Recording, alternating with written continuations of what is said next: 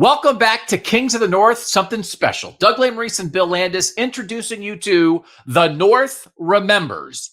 This is our college football rewatch show where we pick a great Northern college football game of the past. We have 9 categories to evaluate it. We have video highlights. We have weird screen graphics.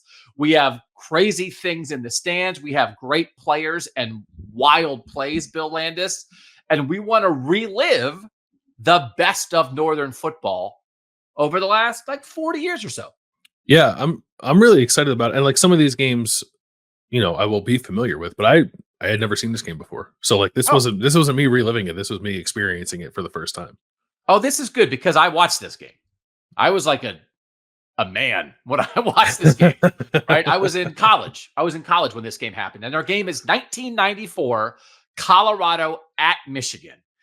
So let's dive into our categories. And the first one is why this game matters. And it is a reminder, Bill, as we on Kings of the North want to contextualize and celebrate college football and remind people that we think football is not just a Southern game. And we think the North is rising up. It is not that long ago that absolutely the North and South were equal. And that's why this game matters. There's a screen graphic that they showed. This game was played on September 24th, 1994. It was the third game of the season for both Michigan and Colorado. Going into this game, the Bowl Coalition top 10, which is Bowl Coalition. It was a weird time, people. We got to tell you. It is 5 Northern teams and 5 Southern teams. The rankings at that time, Florida, Nebraska, Florida State, Michigan, Penn State, Miami, Colorado, Arizona, Notre Dame, Alabama. It is not a South lean. It is practically back and forth.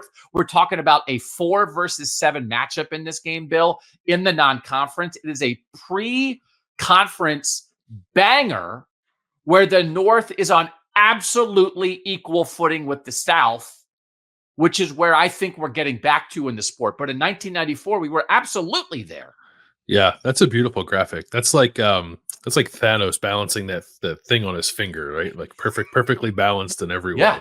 That's how college football should be. Now, I suppose we wouldn't be upset with the Bowl Coalition top 10 that was all Northern teams, right? Right. But there's something nice about 5 and 5. There's something nice about sort of an equilibrium between the two that I really like. That certainly was layered in under this game. But I do agree with you. It does feel like we're kind of getting back to that. But this was a nice reminder that we've been there before. History is going to repeat itself.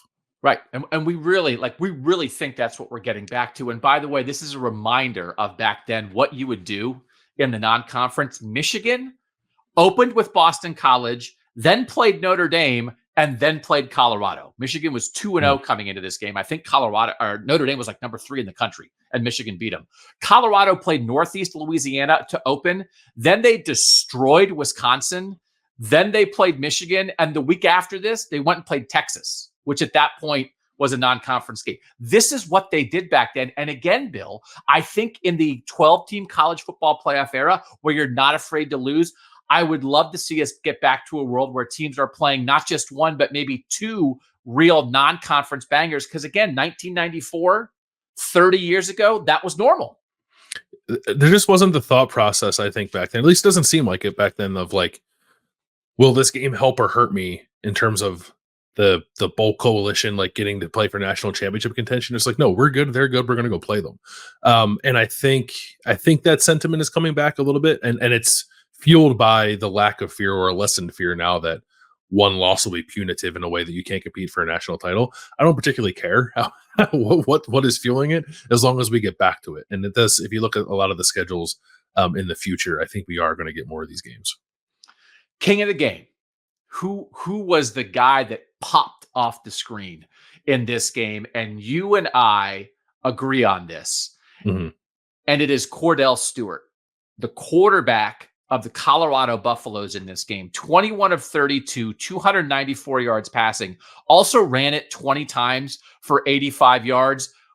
What did you come away thinking about Kordell Stewart from this game? I mean, he was electric. He was somewhat ahead of his time. It felt like watching this game. There were a couple guys I think in this game that I think that is true of. Probably not any more true about than Kordell Stewart. And it was funny to me, like watching the game, them talking about his reluctancy to be billed as a running quarterback or to be thought of as a guy who is effective with his legs first and foremost. And certainly his legs were a huge part of this. But man, his arm is unbelievable. Some of the throws he was making. So yeah, he looked like a guy who, in that particular moment in time, might have been the best quarterback in college football. Let's show you some of those throws. Kordell Stewart, man. Woo! It's not the place where they like to be if they have a choice. Stewart's pass for Westbrook, touchdown. The blitz, single coverage. The corner was faked. Good throw by Stewart. No, they. Here's pressure, they miss him. And now Stewart gets the pass away, and it is caught at the 20-yard line. A great catch by Ray Caruth. He was sitting down and caught the ball.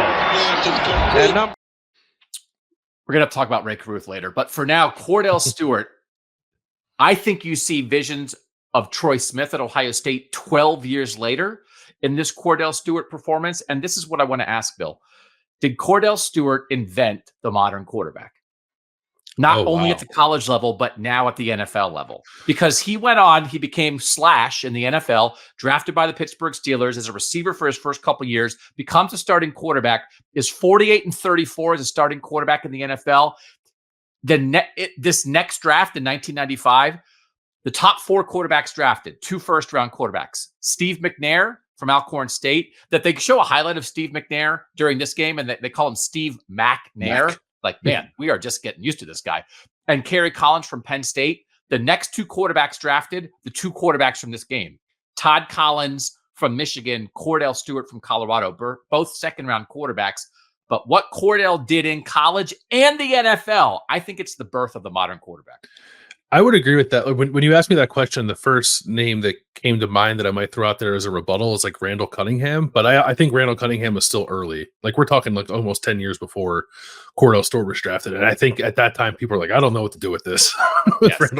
And I think Kordell Stewart was maybe the beginning of like, okay, guys with this particular set of skills, we know how to make this work. And then, yeah, I think you're right. It probably did usher in a new era at the position. And this is where we go on a 4-hour tangent on Randall Cunningham.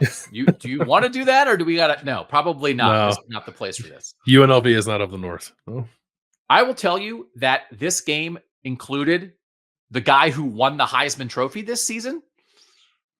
It included multiple first-round draft picks at skill positions, and we both picked Kordell Stewart because that's how much of a baller he was in this game. Yeah, I mean, there were probably 5 or 6 worthy performances of King of the Game, but none of them really rose to the level of Kordell Stewart. Here was my alternate King of the Game, and it was Keith Jackson. And if you are a college football fan who has never listened to Keith Jackson call a game, he's the greatest college football announcer in history. He did it for 53 years. He was 65 years old calling this game. He kept doing it up through the 2006 Texas USC game of the century. Half a century, this guy was part of college football. Nobody has ever done it better. And in this broadcast, they noted that he got elected to a Hall of Fame, which was kind of nice and an extra way to make him a king. So there's a look at the latest Hall of Famer right there. Keith, all of us at ABC Sports offer our congratulations on your election into the Sportscasters Hall of Fame and say it's about time, and we're proud of you, partner. thank you, Bob. I appreciate that. Not a bad crowd to hang around with, you guys. You know that? Not bad. Could have happened a long time ago, too. By the way, as you noted, Keith Jackson is so good. Bob Greasy is not as good. That was Bob Greasy doing it. Bob Greasy's doing this game. His kid, Brian Greasy, is the backup quarterback for Michigan in this game. And like, they don't ever really talk about that. You know what my favorite part about that clip is like Keith never takes his eyes off the field. Yeah. Right. Like they want to have this special moment, and Bob Greasy's like saying some really nice things about him, and Keith's like, I gotta watch ball, man. Thanks for the nod. There's ball happening. If Keith Jackson is new to you, go listen to Keith Jackson call some college football games. Crazy time. This is our category where it's like, hey, this is this wild part of this game, and this game could not fit this better, because this game ends with what I believe is the second greatest Hail Mary in college football history. I was Googleizing, and I think I found a list that had it first. What do you think of where this Hail Mary should rank? You have Flutie ahead of it? 1984, Doug Flutie, Boston College over Miami. It won Doug Flutie the Heisman. Yeah. I would probably I would agree with you and put that one and put this too. But this has, I mean, an incredibly compelling argument to be number one. Perhaps if it were later in the season, and perhaps if Michigan ended up like not being much of a national contender this year, like perhaps if this was a game to like decided a spot to play for a national championship, this would ultimately be number one. But I think you're right to have Flutie one, but I would put this too. All right, let's run this unbelievable Hail Mary to win the game. Over there. 3 wideouts at the top of the picture. Stewart with time. Lets it go. He's got 3 people down there. The ball's up in the air. Caught. Touchdown. Caught by Westbrook for a touchdown. Incredible.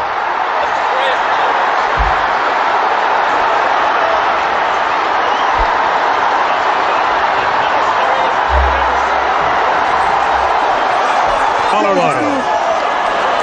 This is why they try it, because it works. You're always looking for the rebound. 81 Westbrook is right there. That's the way you hope it works. He threw that ball about 65 yards. There was no pressure on him. Unbelievable. It's a 64-yard touchdown, and USA Today did an interesting story about this after the fact in 2019 under the headline, "Did Michigan tip an own goal to Colorado on famous Hail Mary in 1994?" In the moment, Colorado receiver Blake Anderson said like he kind of tipped it up to Michael Westbrook. By the way, Michael Westbrook's a baller. Goes on to be the number 4 draft pick in the next NFL draft, and he catches it. And by the way, he's also from Detroit. Michigan didn't recruit for real. And again, this is in the big house. Like the reaction to this, Colorado mobbing everybody on the team, mobbing everyone in the end zone, and absolute Michigan devastation in the big house. But now the reporter went back and talked to Ty Law, future NFL Hall of Famer, Pro Football Hall of Famer Ty Law, and a safety named Chuck Winters are back there. And Chuck Winters says it hit off our shoulder pads, and he carries this to this day that he feels like it was his mistake that tipped the ball to Michael Westbrook, to the extent that he opened a training business and called it Last Play Training because he was haunted by this last play. I didn't know that. I had read a different, I think ESPN did a oral history of it, and Ty Law, they didn't talk about that. They gave Blake Anderson the props for tipping that pass, but Ty Law was one of the people involved in it, and he regretted like not getting deeper because he said he didn't think Kordell Stewart could throw the ball that far. And it was, on the call, Greasy said it was like 65. I think it was like 76 yards in the air. Because it was officially a 64-yard touchdown, but Kordell Stewart ran backwards probably 12 or 13 yards before he threw the ball. And also not mentioned on live as it happened or on the replay, Rashaan Salaam, incredible block in the backfield to give Kordell Stewart the time to throw that ball down the field. Unbelievable.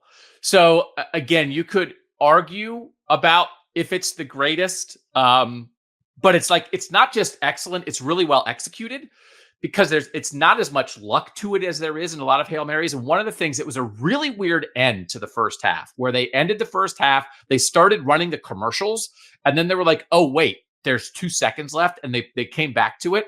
And Colorado ran a Hail Mary on the last play of the first half that didn't come close to working, that served as a dress rehearsal for the end of a game. And it maybe never should have happened because you thought the half was over. So like they got to try it. And then they needed to do it when it really mattered. Yeah, and I think they tweaked a thing or two at halftime. Like they thought that Rick Neuheisel, I think, was interviewed after the fact and said they had changed some things with that particular play to run it a little bit differently at the end of the game. Man, yeah, that is a great crazy time. Yeah, game. I had a couple.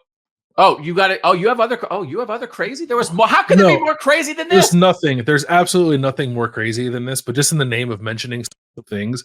I thought some of the stats they threw out there about Colorado in this game were kind of insane to like illustrate just how much of a power Colorado was at the time. Here are just a couple of them. Colorado had 144 interceptions in the 102 games coming into this, which sounds made up.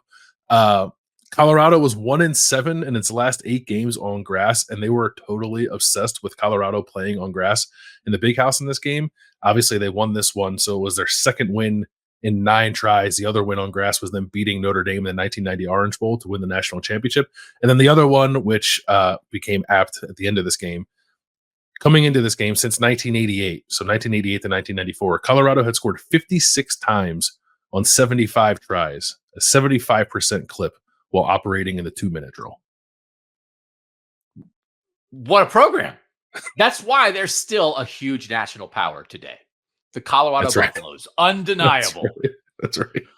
By the way, we just want to let you guys know, if you want to watch this, there's a copy of it. There's like a almost 3-hour-long copy of it on YouTube. I don't know who put it up, but we watched it, and you can go watch it too. So if you want to experience this, we want to give you a tease to let you figure out maybe this is enough, or maybe you want to go watch the whole thing. Because, man, they played some good games before people were born. All right. Games Got Talent. This is where we talk about the players who were in this game. And this blew me away. They ran the starting lineups for both teams at the start of the game. So I used that. And then I looked it up. Over the course of time in the NFL draft, maybe the next draft, maybe 2 years later, maybe 3 years later, how many people were drafted from those starting lineups? 18 of Colorado's 22 starters were drafted. 9 of 22 starters for Michigan went on to be drafted. How talented is this Colorado team, Bill?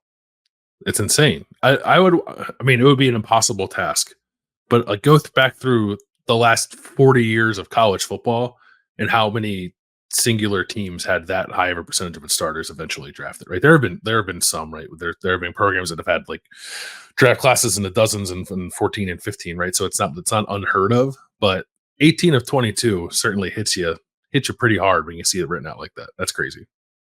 Yeah. So it is like, it is hard to imagine the first round picks in this game. Multiple ones for Colorado. Michael Westbrook, who caught the Hail Mary, arguably the best receiver in college football this year, is the number 4 pick in the next draft.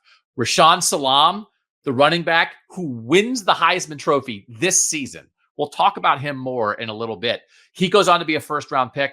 Ray Caruth, then 2 drafts later, the other receiver for Colorado, goes on to be a first-round pick. And then Chris Naoli, an offensive lineman, I guess is a sophomore in this game, because then like 3 drafts later, he goes on to be a first-round pick. Let's do this very quickly here about Ray Caruth. We have to talk about this. Mm-hmm. He goes in the NFL to the Carolina Panthers as a first-round pick. During his NFL career, he is arrested, tried, and convicted for hiring a hitman to murder his pregnant girlfriend. She is killed. The baby she is carrying is saved, and he goes to prison for almost 18 years for this crime. He is now out of prison. But if you are aware of that, and that's certainly something I was aware of, certainly people my age, that was a huge story. It's an active athlete, professional athlete who does this. Whenever you hear the name Ray Caruth in this game, it just is like, that's what hits. And it's unbelievable to think about. It is. Yeah. Cause I mean, I had never watched this game before. So I like never watched Colorado of this era really. And actually didn't know like Ray Caruth was a part of this Colorado run, but that's all I knew of him is what happened after he became a professional football player. So yeah, every time I heard his name, I was like, whoa, like let's do a double take. Yeah. Yeah. So had to mention that Michigan first round draft picks from this game, Tyrone Wheatley, and they made a big deal that Tyrone Wheatley had a shoulder injury, had missed the first 2 games of this season, did not start this game, but was their number 1 running back, came in on the 3rd series, and they're like, this is going to be a huge lift for Michigan. He actually didn't have great stats, but Tyrone Wheatley goes on to be a first-round pick in this next draft. Ty Law, the defensive back, goes on to be a first-round pick of the New England Patriots and has a Pro Football Hall of Fame career.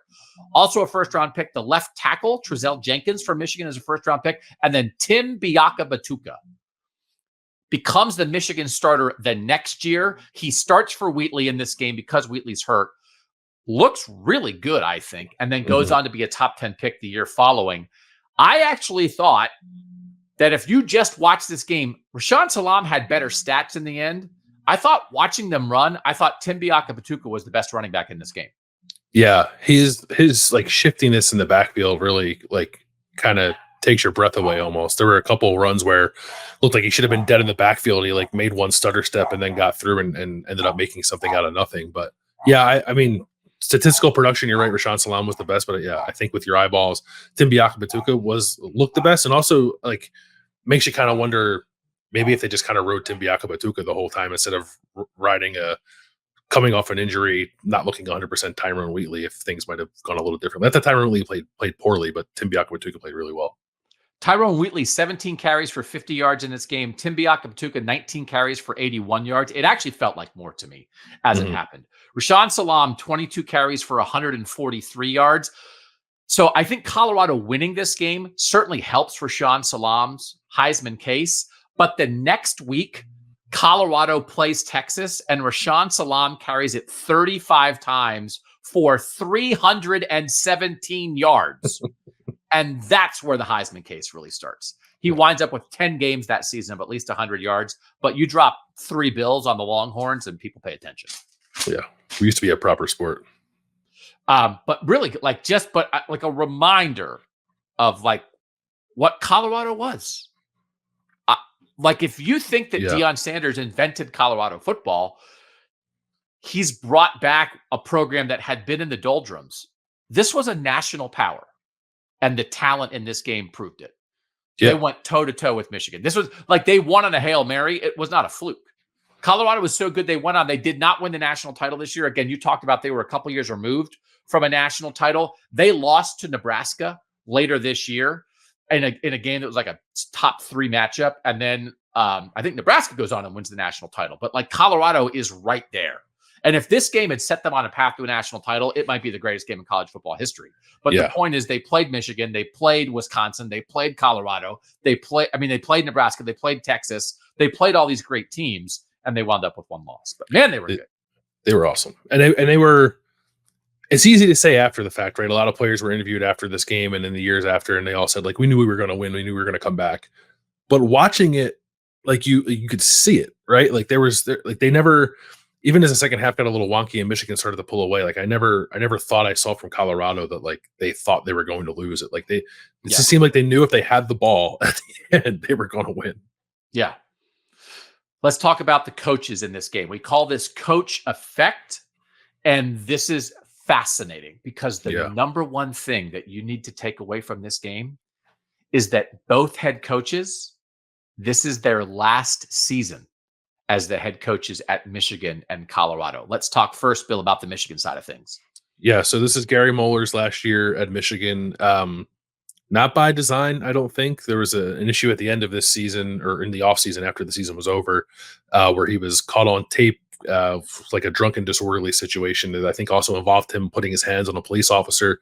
And he resigned, although I think a lot of people believe he was like actually fired and allowed to kind of maintain his dignity and resign before they officially announced a firing. So this was his last year of a good tenure in Michigan, a tenure that had Rose Bowl wins and Big Ten championships and wins over Ohio State, but obviously not a win in this game and not the way I think people envisioned his career ending. But it was handed over to a guy they talked about a lot during this game, which was Michigan defensive coordinator Lloyd Carr, who called a good game, right? They tossed on a Hail Mary. It's like, what are you going to do, right? I thought this was an excellent showing for Michigan's defense. And it was kind of a strange situation with Lloyd Carr. Like the stuff with Gary Moeller happened in May. So they needed to have somebody. So they appointed Lloyd Carr, the interim coach. And at the time, it was like, this guy's Erno. We're going to have a search. We're going to figure this out. And like Lloyd Carr is not really someone we're considering for the job. He's just kind of going to be the steward of this thing until we find a new head coach. And then Michigan ends up winning too many games the following season. And Lloyd Carr ends up getting the job. And then Michigan wins a national title 2 years after that.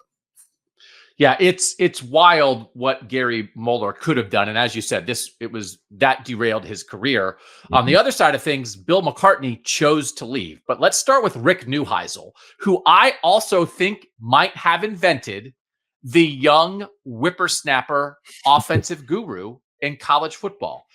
They show him on the sidelines. He's got the bleached blonde hair. He's a California guy. He is 33 years old. He is not the offensive coordinator for Colorado, but he is in year one as the quarterbacks and receivers coach. And they talk about him a lot. They give him a lot of credit for helping develop Kordell Stewart and take the next step.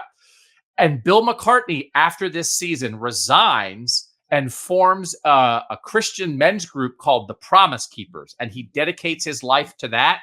And Colorado promotes Rick Neuheisel, who becomes the head coach of the Buffaloes, a dominant program at age 34. He coaches there, I think, for 3 years and then leaves to become the UCLA head coach because he's a West Coast guy. But everything that Lincoln Riley and Ryan Day and all these guys, Bill, right, that it's like, hey, that's a young head coach, but we think he's an offensive mastermind that's given the job.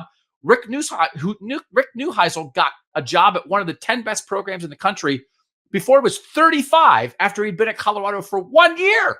Yeah. I also like too, like at this time, his innovative way of playing offense was playing with 2 tight ends all the time. It is of a time, but the idea is very similar. Like he came there to not revolutionize, I think probably like refresh, right? A Colorado offense, because he was viewed as a little bit of a guru and then made the most of it. And yeah, they acted like 12. Again, Bob Greasy is like, let me talk about 12 personnel. It's 2 tight ends. And it's like, did this come from the moon? What is this? It's like, what kind of rudimentary football discussion is this? Bill McCartney. These are his final 5 seasons at Colorado. 11-1, 11-1-1, 8-3-1, 9-2-1, 8-3-1, and 11-1. That's actually the final 6 seasons. That is an unbelievable record. He finishes in the nation 4th, wins the national title, 20th, 13th, 16th, 3rd, and he quits and leads Promise Keepers, leaves Colorado. And the thing to talk about in this game, he's also from Detroit. He won state high school titles in both basketball and football at Michigan. He decides to leave. This off-season thing happens with Gary Moeller after that, and he immediately becomes part of the speculation as a Gary Moeller replacement at Michigan, a place where he had just won this huge game because he had been an assistant to Bo Schembechler for 8 years before taking the Colorado head job. How fascinating would that have been if he had taken the job, but he was already dedicated to this new era of his life?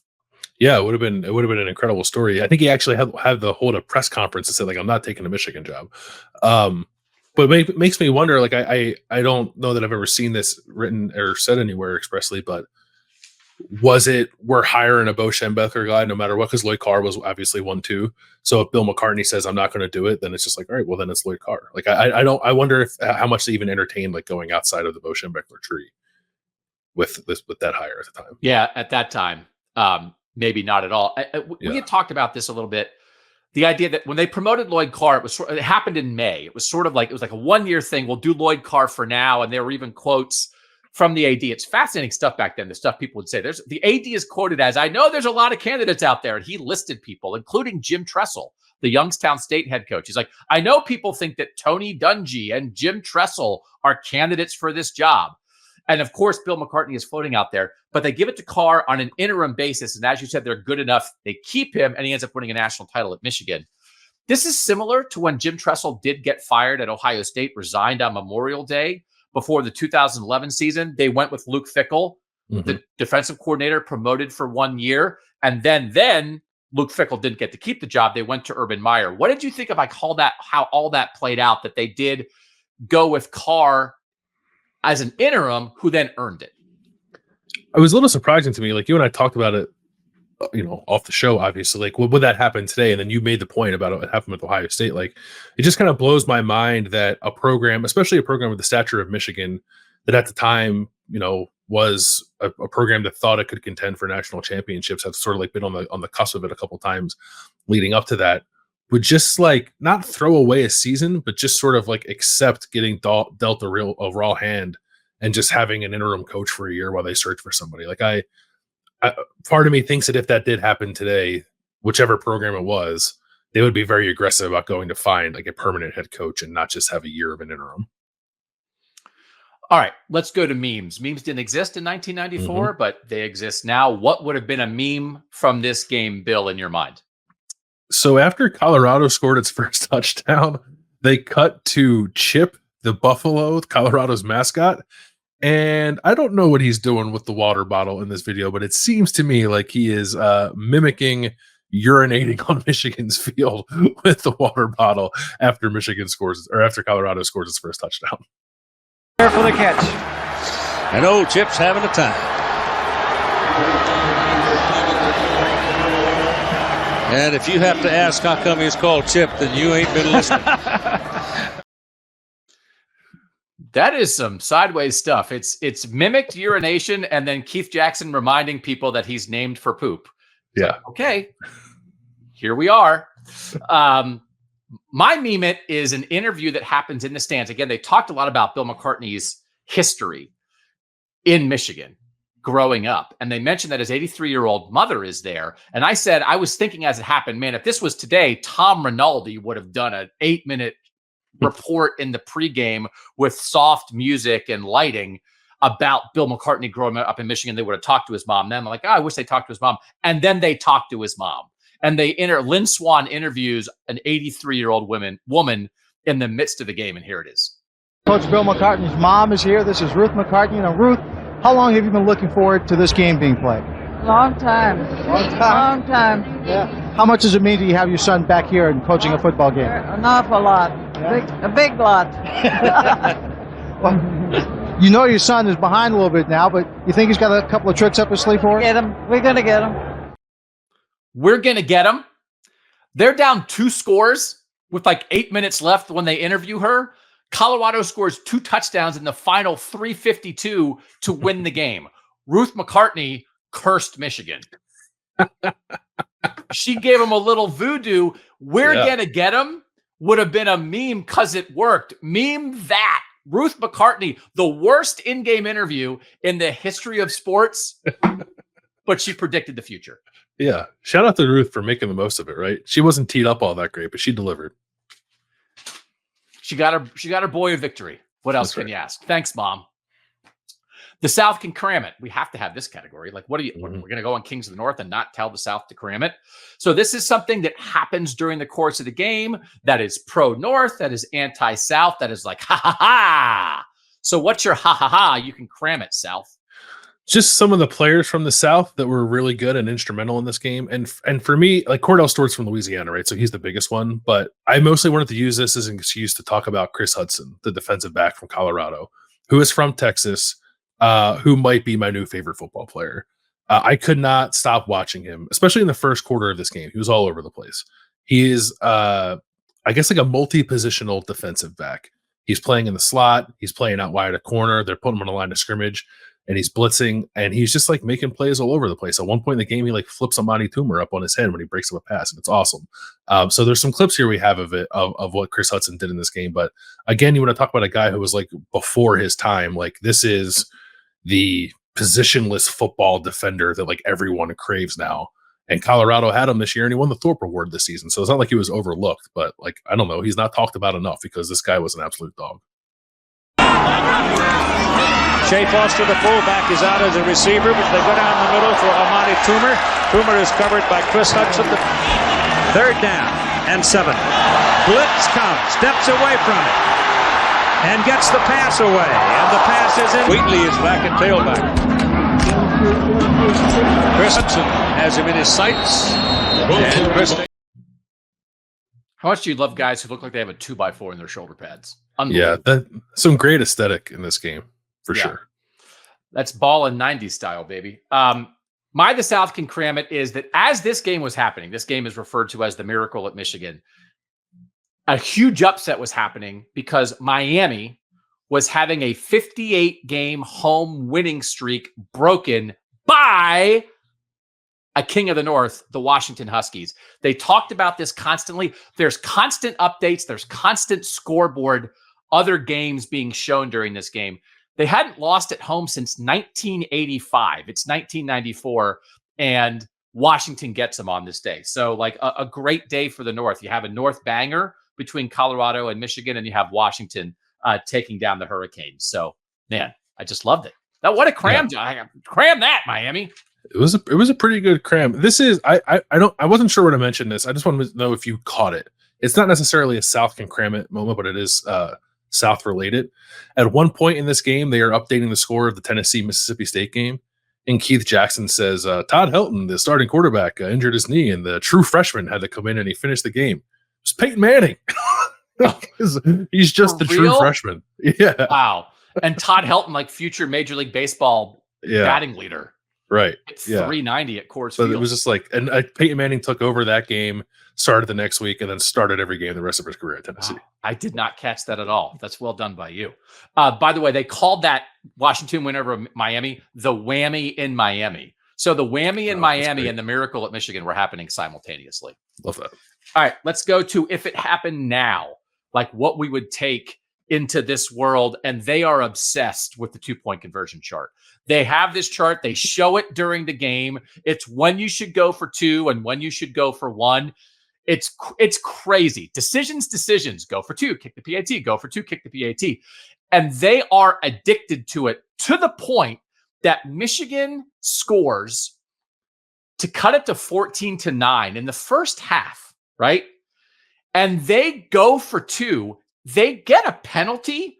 So now, instead of being at the 3-yard line, it's at the 8-yard line. And they still go for 2 because the chart tells them they're going for 2 from the 8-yard line. Analytics people's brains are exploding. If you rewatch this 30 years later, they wind up going for 2 like 3 different times in this game. It's like they dug the chart out of the ground 10 minutes before the game started. And they were like, oh, the ancient Egyptians figured out the 2-point conversion chart and we must follow it at every moment. The idea of going for 2 when you're at the 8-yard line in the first half would be discussed endlessly today if it happened. Yeah. It wasn't. Yes, that would have. There was also the 3rd and 1, right? Where they threw a pass into the end zone. And like the obsession was throwing the pass into the end zone on 3rd and 1 and not the subsequent decision to just kick a field goal from the 2-yard line. Like that would have been discussed ad nauseum too, right? Like By Michigan. Yes. Michigan at the end of the game settles for a field goal from its own 2-yard line instead of trying to score a touchdown that I think would have effectively iced the game. Which is like old school thinking, I suppose. But if that would have happened in 2024, people would have been calling for Gary Moeller to get fired for making that decision. Michigan blew this game. They had it in hand. It had multiple opportunities to ice it. It required a miracle for Colorado, but Michigan opened the door to a miracle through multiple decisions, including the one you're talking about. Yeah. And there was one other thing for me too, that again, like there's no replay here. So you watch a game from this era, like there are plenty of plays that you think to yourself, oh, they would have reviewed that. They would have reviewed that. But there's one in particular at the end of the game, Michigan's trying to run up the clock and they get called for a false start. And there's a little bit of confusion because the ball actually gets snapped. So the clock runs a little bit. And I like tried to time it myself. There's like 56 seconds left, I guess, on the clock when that happens. But it never should have run any time off. Like it should have just been like 58 seconds. And then they just decide like, oh, we're going to put it back to 101. Yeah. So like, I think the math is right that Colorado would have had enough time to run the Hail Mary anyway. But the timing of that entire operation at the end of the game probably should have been a little bit different. And it just makes me wonder if anything would have happened differently if Colorado would have had like a second or 2 less than what it actually had to end the game, right? And that would have been a 15-minute review to figure out if the clock was exactly right, which didn't happen in this game. The refs just kind of huddled and said like it's 101, and everyone's like, okay, and then they went out and just played football. There are also a couple goal line calls. Kordell Stewart fumbled at the half-yard line, and they lost the ball in the end zone.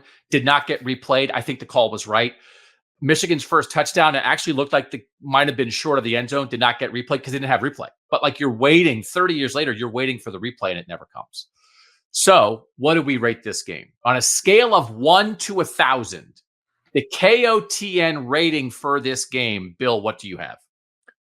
My rating is 9. What did I say? 903. Like I'm very high on this game. Because even at the points sort of in the middle where it gets a little slow and there's not so much scoring, I thought there was really good defense. I thought there was really good special teams. Like Blake Anderson, the guy who tipped the pass at the end of the game to Michael Westbrook, on the first 2 kickoffs of the game, he like runs down the field like a madman and makes 2 crazy tackles. I actually interviewed his dad during the game, and he mentioned that too. Like, just like every phase of this game, I thought was like intense and exciting and interesting, even when points weren't necessarily being scored. So like, and it's one of the best finishes we've ever seen. So I'm like a 9 out of a 10, and I'm a 903 out of 1,000 on this. So I rated this game a 500 out of 1,000 through 3 quarters. I actually think it wasn't that exciting, and it felt like Michigan was going to put it away. And it's just like a normal good game between good teams. And then the fourth quarter is 1,000. So that average of 3 times 500, then plus 1,000 gives me a 625, balancing out my overall rating, because you almost could pick this game up in the fourth quarter. Yes, there's good football, and it's fun to watch guys run around with 2x4s in their shoulder pads, but it's not consistently like super exciting football. Like, it was good football, but it wasn't like an edge of your seat game the whole way. And the reason we did it, and the reason you remember it, is because the final play of the game, and that's what put it over the top. So for me, overall, good, but almost like not as good as I expected. Now I know like you watched this a long time ago, but do you think, have you experienced it for the first time, you would have been higher? Because that's impacting my score. That's impacting my score. Yeah. Like I just never watched it before. Yeah. And again, you're watching the Heisman Trophy winner, who in the moment, nobody has any idea that Rashaan Salaam is about to have the kind of season he has. So you can see the percolating of that. You can see the percolating of Michael Westbrook and Kordell Stewart and Ty Law, guys who are going to be great players. But the reason we did it for our very first edition of the North Remembers is because it's one of the 2 greatest Hail Marys in college football history. That's it for this show. We hope to do more of them. We're going to find other games. If you have suggestions of games that you would like us to do, you can send a suggestion to us on Twitter at KOTNCFB. We've got to be able to find it and watch it. But I already have some others in mind. But they don't all have to be North versus North, but it has to be something that really mattered to Northern football. And I think this was a great example of that. Thanks. An overwhelming thanks to our producer, Mike Urostowski, who does a great job all the time. But Bill really had to put a lot of stuff together with video clips and screenshots, and I think really elevated this show for us. Yeah, Mike rose to the occasion of the second greatest Hail Mary in the history of college football. Yeah. So Hail Mary, Hail Mike. He's Bill Landis. I'm Doug Lesmerises. And that was the North Remembers on Kings of the North.